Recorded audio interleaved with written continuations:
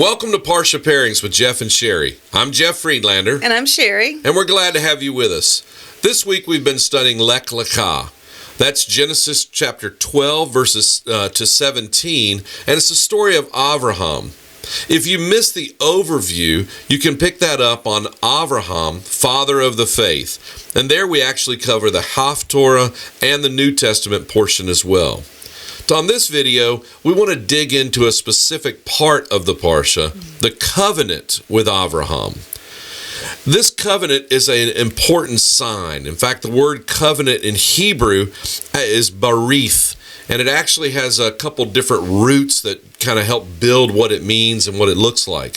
One of those is it can actually mean to eat, which is great. For us, we love food, so it can mean to eat. Why would it mean that? Well, to eat was a sign they would eat over making a covenant agreement with one another. They would have a celebratory meal. Generally, in ancient cultures, eating at a covenant signing was very important.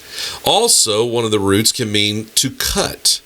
And this gives us an idea over the centuries of cutting a covenant. And even in this Parsha, even in these chapters of Genesis, we see that there is a cutting of an animal and split open, and in between that animal is where the covenant is actually made. Now, Jeff, isn't that an ancient Near Eastern ritual that you would, when you were making a covenant with someone, you would take the animals, whatever the prescribed animals were, cut them in half, and then create a path for each of you to walk through. Yeah. And as you walked through that path, you were saying to each other, may I be like these animals if I don't uphold my part of the covenant? Yeah, it was twofold. One was the seriousness of the covenant as you described it, and the second part of it was a covenant of blood. Right. That there was blood being shed, and we realize that makes it the most serious of covenant because life is in the blood. Right. So we read in this, we're going to read about Avram's covenant. We're going to kind of see some pictures and some points of it. In our overview video, the Avraham, father of the faith, we kind of hit on chapter 15 pretty detailed, and we talked about him being in a deep sleep and that there were animals brought to bear and they were cut in half as Sherry just described it, and he gives some promises there. I want to back up for just a second and give you just a couple pieces of this before we dig into chapter 17. In chapter 13 of this Parsha, Abraham is promised a title to all the land that he sees. We talked about this in the overview. He can walk to and fro and all of that. In chapter 15, there's a line of succession that's actually given. This is the mention of the seed that's going to happen, a chosen son, if you will, a son of promise. But it's in chapter 17 where everything kind of comes into focus, and we see kind of the fullness of the confirmation of what this covenant is. So we're going to kind of pick through 17 a bit today and kind of dig in. The first verses of that, Sherry, you want to read verse 1 and 2? Yes, when Abraham was 99 years old, Adonai appeared to Abram, and he said to him, I am El Shaddai. Continually walk before me, and you will be blameless. Verse 2, my heart's desire is to make my covenant between me and you, and then I will multiply you exceedingly much. So one of the features of a covenant is the desire of each party to come together. But interestingly, it's such a unique choice of words. The Hebrew word lev here, heart, that the heart is the seat of the person or the being in this case, because God is speaking. The heart is the soul. It's the imagination. It's the emotion. It's the mind. It's the will. It's the essence. It's the everything. It's the leb. It's where the seat of it is. And here God is telling Abram, it is my leb, my heart's desire. Right. What an interesting, that God is not just saying, I've decreed something. He's saying, I have a desire to decree this and make it happen. You know, that's a great point, because when you back up to the actual covenant in chapter 15, God actually takes all of the responsibility on himself. Yes. Because it says that Abram was in a deep sleep. And that's when the smoking fire pot and the torch went through the pieces of the animals. Yeah. And what that really is saying is, I'm going to be the one responsible for fulfilling this covenant that I'm making with you. Abraham, there's not anything you're going to do. This is dependent on me. Yeah. And I think he's echoing that here in chapter 17, that my desire is to bless you. My desire is to make this covenant with you. I've even taken on all of the responsibility for this land covenant, which it really lays into seed and land, which we talked about in the overview. Which we're going to get into here as we go forward, So Abram is given a name of Avraham as a symbol of the promise. If you'll read verse 4 there. All right. Well, you can start. I start in verse 3. Abram fell on his face, and God spoke with him, saying, "For my part, because my covenant is with you," again, there's that idea. I'm taking this on for my part. You will be the father of a multitude of nations. No longer will you be called Abram or Avram, which means exalted father. Right. But your name will be Abraham, father of nations, because I make you the father of a multitude of nations. So we see here that the promise of the covenant, one of the promises is he's going to have nations come out of him. And the word there is goyim, and it's a word that's translated all the way through the scripture as nations. Later we get another translation, Gentiles, and essentially what it means is those who don't come from the tribes, eventually, not yet, Abram is going to be the first Hebrew. He's Ivri. He's the one who crosses over. Eventually, tribes are going to come out of him, his son Isaac, and then his grandson Jacob, and they're going to have 12 sons, and those are going to become the tribes of Israel. But now, he's being promised, beyond those 12 tribes, beyond those, there's going to be other nations. There's going to be ones who are not of that, and yet they're also coming out of you. So this is a huge promise. So this is why we say our father Abraham, because he's the father of all in this sense, and this is a promise. This is where we see that. Then we also see that kings are promised out of this. It says that kings are going to come from his seed. Now, this could be interpreted two ways. One way could be the kings of Israel, Judah, that there are multiple kings, because we see that there were many kings in the history of Israel.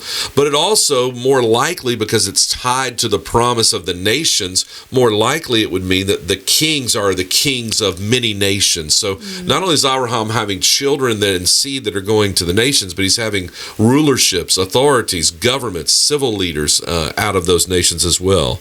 And then he gives this incredible promise about the land of Canaan. Sherry, do we have the verses there? I don't know if you can find them real quick. I didn't put them in. Yes, starting in verse 8. Yeah.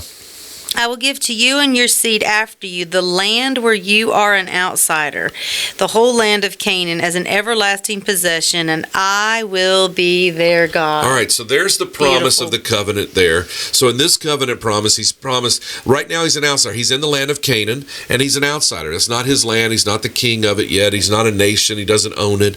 But God is saying, I'm going to give your seed this land. I'm going to give a possession. This is going to be their land. That's the deed promise. That's the title of the land there.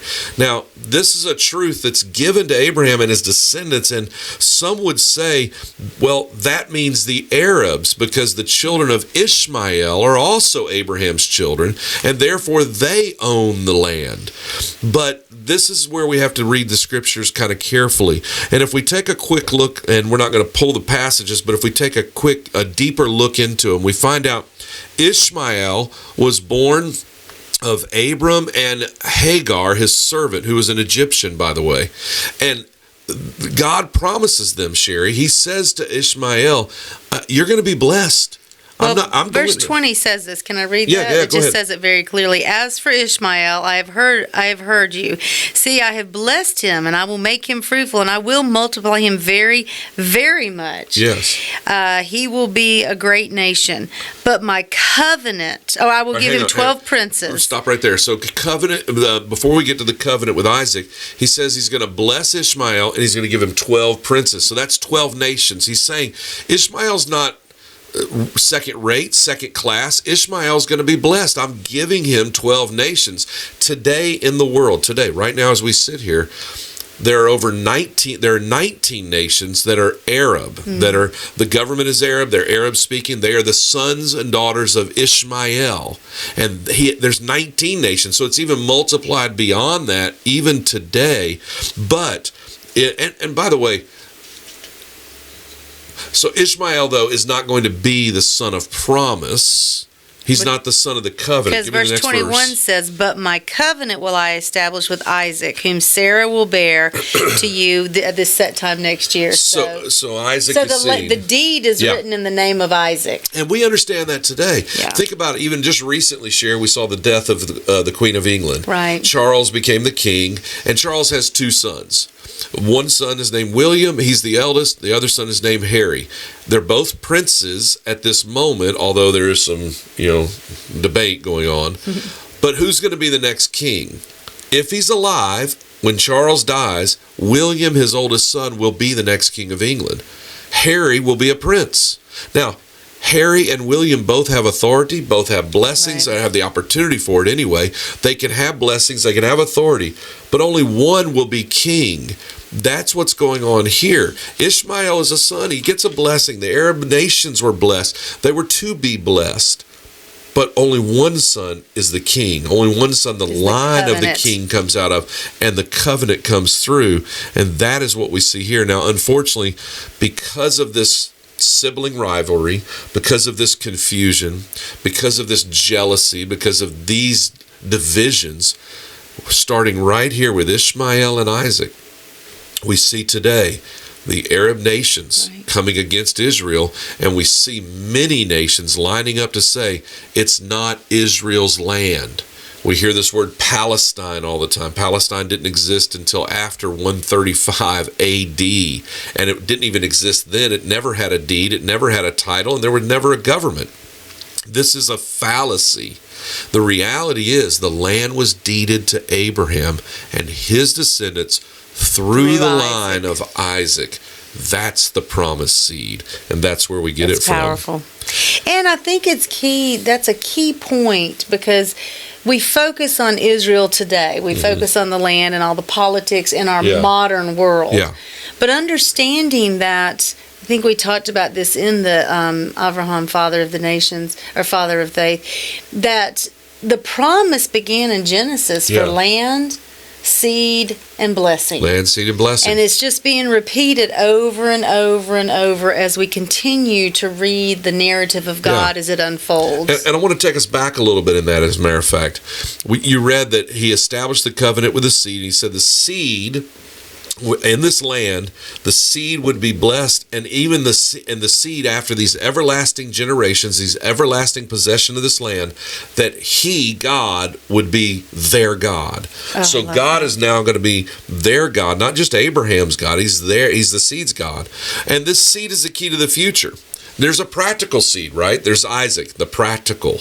But there's a prophetic line that comes through the generations. And we see this back beginning actually in the Garden of Eden. In the garden, Adam and Eve have a covenant with God. Adam specifically given it. The Bible doesn't actually call it explicitly a covenant, but we do read in Hosea chapter 6, verse 7, Hosea writes this: "But like Adam," so referring to the garden, "they transgressed the covenant. There they dealt faithlessly with me." So Hosea, the prophets, the later prophets, considered what happened with Adam a covenant, okay?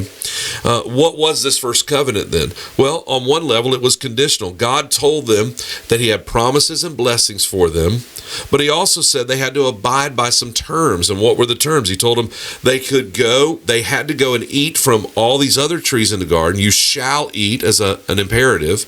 And then he told them, which I thought was interesting. Yeah. You have to go eat of all the trees. Yeah, you got to go eat of all this. It's a imperative of, I can't wait for you to try all this, or go do it right now. Yeah, You know? Yeah, it's kind of a think command, about right? the command of it. So go eat from these, and then he says, and don't go eat from the tree of good and evil. So there's a command given for this covenant blessing that they have. Now, of course, this is called the covenant of works by scholars, because it says essentially you must do this and you must not do that. Then we have a covenant together. My agreement is I'll do this. Of course, Adam and Eve don't do that. They blow it. And they eat from the wrong tree. God, in his grace, however, and his mercy, he presents a second covenant that scholars have called the covenant of redemption. It begins right here in the garden. And the goal is to get back to the perfect state of the garden, back to the place where God is walking with his people. Can you say that last again? He created the covenant of what? Covenant of redemption. Of redemption. Yeah. And I think that's interesting, linking back into what you said earlier about covenants establishing this precedent and these you're making these commitments to each other. Because in that time, God did kill an animal. Yeah. To cover them with the animal skin, because they had their own covering out of the plants, right? Which was, I guess, what they assumed, this is what I'm allowed to eat, what I'm allowed to, so let me just go cover myself with it now. And God said, no, there's a different plan. So he makes this covenant through the sacrifice of the first animal. And it's blood. And that's what I was just thinking, the covenant of the blood and the covenant of the grace to cover. The covenant of redemption begins right here. And so he tells them, in fact, so he has interestingly, the covenant of works was, here, I'm going to walk with you, I'm going to bless you, don't do this, do this. The covenant of redemption is unconditional. Yeah. Here's what he says. He tells Adam and Eve, the seed of the woman shall crush the head of the serpent. And through that, God's going to use that person, that Mashiach, what is a prophetic word of the Mashiach, to bring redemption to the earth. Now, that doesn't mean you're in that covenant. You have to join that covenant. That's your part. You got to join it by faith. We're going to talk about that in just a moment. But in this case, in Adam and Eve, the seed is going to happen. The crushing is going to happen, and that's God's unconditional covenant. Redemption is at hand. Now, this covenant of Abraham, it's the continuation of that seed. He makes a covenant with him, and it's very special. He's building another brick in the wall of the redemptive covenant that started with Abraham, carries on through Noah, goes through Noah's son Shem, and now it's flowing through Abraham, and it carries straight through to David and the land in Bethlehem, where the birth of the future king, the king who is in the line of David, the line of Judah, the line of Abraham, the line of Shem, the line of Noah, the line of Adam, the Mashiach, Yeshua, the redemption of the world. Yeah. Yes. Did you have something you wanted to share right there? I think you said Abraham and then Noah. I was going to tell you I was going to correct that. It's Noah.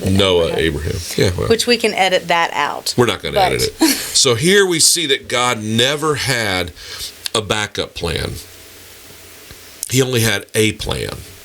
God was building the kingdom through different leaders, and today I think we would do well to follow his plan. So this Abrahamic covenant, it's not only an inclusive covenant, it's for everybody, right? But it also is a ground for the future covenant. So in chapter 17, can you read on in verse 9, 10, and 11? God also said to Abraham, so this is right after God has made his covenant, what he's going to do. All the things we've talked about, he's made the covenant. Then he said to Abraham, as for you, here's your part. Right. So here's your part. This is what I'm doing, my heart's desire, blah, blah, blah. Right. I'm going to give you land. I'm blessing your seed. Right. Right. As for you, my covenant you must keep. You and your seed after you throughout all generations. This is my covenant that you must keep between me and your seed after you, and all your males must be circumcised. You must be circumcised in the flesh of the foreskin, and this will become a sign of the covenant between me and you. All right, so there it is. There is, now he's saying, okay, I've made my part. This is my covenant. And by the way, that part of it is unconditional. God is going to give the land. God is going to give the seed. God is going to produce the Messiah. Just he's coming right down the line of the unconditional covenant of redemption from Adam forward. Right. That's happening. And it is happening, and it did happen, and there was the Messiah, and there is the Messiah to come, and yes, God's doing his part. Right. It's unconditional. We cannot affect that. We can't change that. We can't stop that. But he tells Abram, hey, you do have a part to play in this, though. Right. Just because the covenant of redemption is offered doesn't mean that everybody's in that covenant unless they also take part. And he tells him your part is you have to circumcise the males of your household. Now, that's a strange idea. Right. Circumcise all of a sudden becomes the sign that you have joined the covenant. So a physical sign to represent a spiritual act.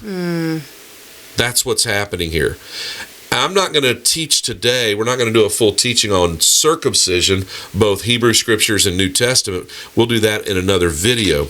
But what we do want to do is look at a little bit about what this really means from Rabbi Shaul, or Paul's perspective. In this week's Parsha is actually Romans chapter 4. So let's go over and look at Romans 4 and kind of take a look at what's being said there. Before we do that, can I just make a note about circumcision here that I think we can pull out of these scriptures? Because it's interesting and curious that on that day, Abraham obeys and goes and has his whole household circumcised, including Ishmael. Yeah. So there could be argument that, well, is Ishmael then part of the covenant because he was circumcised that day? But you have to read the text carefully, because it was on verse 12 that says, also your 8-day-olds must be circumcised. Isaac, being the promise of the covenant, is circumcised a year later when he's born on the 8th day. Yeah. So as God is saying, this sign of the covenant is going to be shown on those that are on the 8th day that are circumcised. Going forward. So we can see, yes, Ishmael did get circumcised, but it wasn't as a part of that covenantal blessing, because that is defined as the child of promise. Going through the child of promise line, and then those who on the 8th day, yeah. All right, so here in Romans chapter 4, in verse 1, we read these words, what shall we say that Abraham, our forefather, according to the flesh, has found? So that's that phrase he's picking up from the promise in chapter 17 of Genesis, that he's saying, you will circumcise all the males of your household according to the flesh. Right. So this is where that phrase is coming from. So what does that mean? The circumcised, he's talking about this circumcised, those who are part of this sign, and they're connected now to the covenant that God promised Abram that we've discussed. And in verse 3, we learn something, if you want to read verse 3. For what does the scripture say? Abraham believed God, and it was credited to him as righteousness. Okay, so there it is. It was credited to Abram as righteousness, not because of circumcision, but because of belief and trust. Right. Belief and trust that was acted on. And we're going to see this argument. Paul is arguing, and it's a pretty significant argument for us, that if you just do obedient acts, you check a box regularly, you do some works, but you don't attach that to faith or trust in the one who inspired you or told you to do the works, then those are just check boxes. And I liken it to this idea, Sherry. What if I had a job, and I just took this job, and I didn't have any trust that my boss would actually pay me, and I actually didn't even know what I was supposed to do in the job, because I didn't go through the training, and I didn't listen to the boss. I didn't have a list of things, but I thought, I bet they need this done. And so I just start to do it, and I do a great job, and come to find out it's exactly what they needed done. It was good work, but I didn't have an agreement with the employer,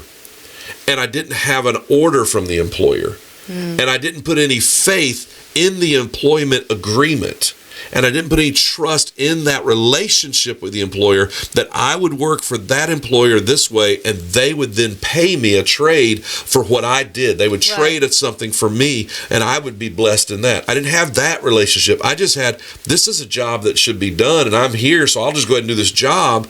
And even if it was a good job, it makes no difference. There will be no agreement. There'll be no payment. That's what's going on here. Abram could have just circumcised. Abram could have just obeyed laws, but that's a check of a box. Abram combined that with trust, faith, and an understanding of the agreement. He was given a relation. Covenants, big time, are relational. Contracts are checking boxes. Right. So that's a big difference. When you think about covenants, covenants deal with relationship. They have agreements in them. They have to-dos and don'ts. They have blessings, curses. They have, you must do this, I must do that, all those kinds of things. But the reality is, in the world of covenants, they're built to bring relationships together for a common goal. Contracts can achieve a common goal, but they can just be contracts. buy a house, sell a house. You can break a contract. And we sign a contract on a house and we buy it or we sell it. We're not building a relationship. We're just doing a transaction. Covenants by nature, the transaction is part of what makes the relationship. That is a distinctive feature between a contract and a covenant. And that's what we see here. All right, so if we move over, if we move down and we get to verse 13, we see this promise by Paul. Verse 13, Sherry. For the promise of Abraham, or to his seed, to become heir of the world was not through law, but through the righteousness based on trust. For those who are of the Torah are heirs. Trust has become empty, and the promise is made ineffective. For the Torah brings about wrath, but where there is no law, neither is there a violation. All right, we'll stop right there for a second just to say, Romans chapter 4 can be taken out of context. And you could say, for example, this verse 15 she just read, for the Torah brings about wrath. Boom. Pluck that out and now you build a case. But didn't we just say that in Adam we see the covenant of redemption? Don't we have Noah saving the world and the whole earth being saved through him? Don't we have Abram being the blessing and the father of many nations? And don't we see Abraham's life of faith, what we will want to aspire to? Don't we see in Torah Moses and God bringing the people out of the Exodus and establishing the 10 Commandments, for example, which most people would say is pretty good stuff? So is Paul really saying to us the Torah is just wrath? This is what has been taught, and this is a myth. This is a lie. This is not true.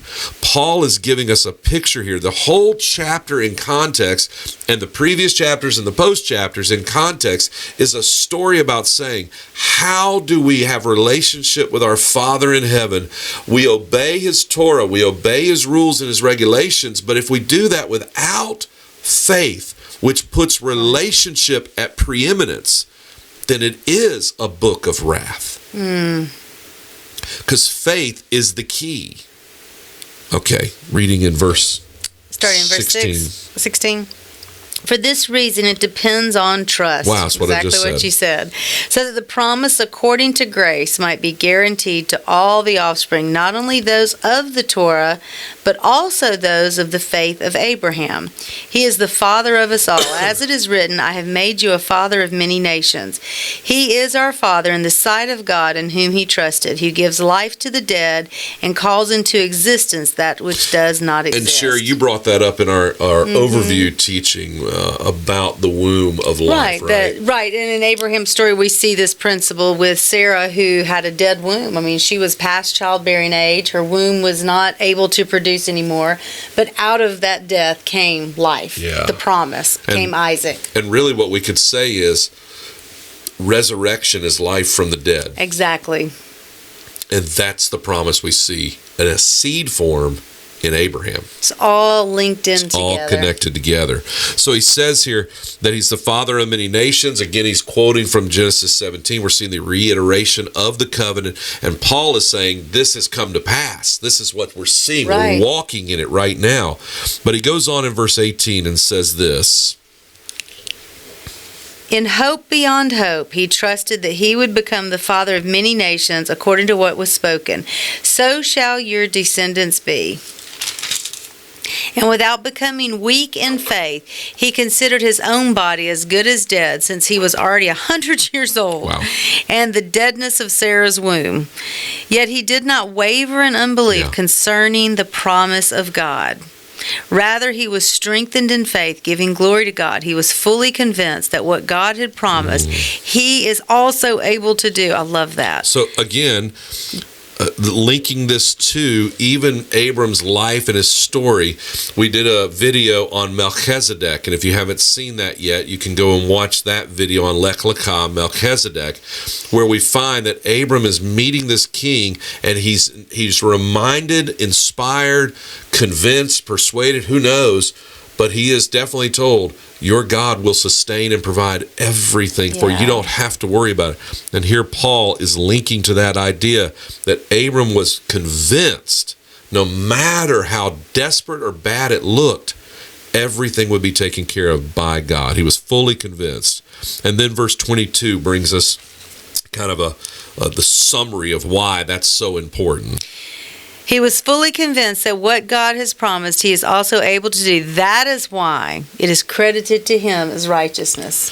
And then he goes on to tell us, why did that happen for us? It's Yeah. for us, not only for his sake, right? Right, not only for his sake was it written that it was credited to him, but for our sake as well. It was credited to us as those who trust in him, who raised Yeshua our Lord from the dead. He was handed over for our transgressions and raised up for the sake of setting us right. So we see this chapter is not really about circumcision or not circumcision, or following the Torah or not following the Torah. It's not a chapter that's designed to talk about whether we're to be in the Torah, out of the Torah, circumcised, not. Right. That's other stories.